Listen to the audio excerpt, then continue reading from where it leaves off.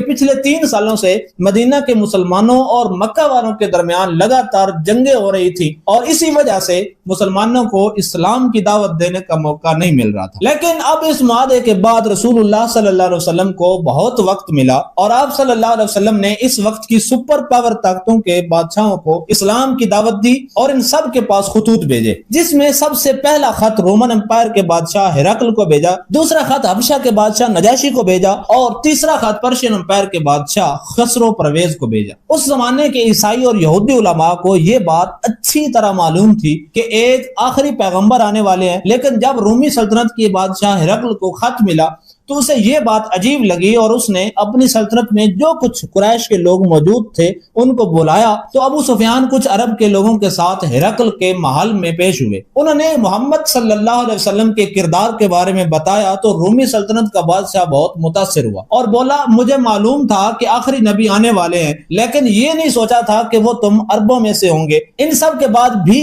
ہرقل نے سیاسی دباؤ اور اپنی بادشاہت ختم ہونے کے ڈر سے اسلام قبول نہیں کیا۔ لیکن جب حبشہ کے بادشاہ کو خط ملا جو کہ آج کل ایتھوپیا کہلاتا ہے تو اس نے رسول اللہ صلی اللہ علیہ وسلم کی تصدیق کی اور وہ مسلمان ہو گیا۔ لیکن پرشین امپائر کا بادشاہ خسرو پرویز آگ کی عبادت کرتا تھا۔ جب اسے خط ملا تو اس نے گھمنڈ میں آ کر وہ خط پھاڑ دیا اور آپ صلی اللہ علیہ وسلم کو گرفتار کرنے کے لیے اپنے 2 آدمی بھیجے۔ لیکن جب آپ صلی اللہ علیہ وسلم کو اس بات کا پتہ چلا تو آپ صلی اللہ علیہ وسلم نے ارشاد فرمایا، اللہ تعالیٰ اس کی سلطنت کو بھی ایسے ہی پھاڑ دے گا۔ اس کے کچھ دن بعد بالکل ایسا ہی ہوا، خسرو کے اپنے ہی بیٹے نے اسے مار دیا۔ اب اسلام کا نام آہستہ آہستہ پوری دنیا میں پھیلنے لگا۔ مکہ والوں کے ساتھ 10 سالہ امن معاہدہ کی وجہ سے مسلمانوں کو مکہ والوں سے کوئی خطرہ نہیں تھا، تو اب مسلمانوں کا اگلا سب سے بڑا ہدف تھا خیبر۔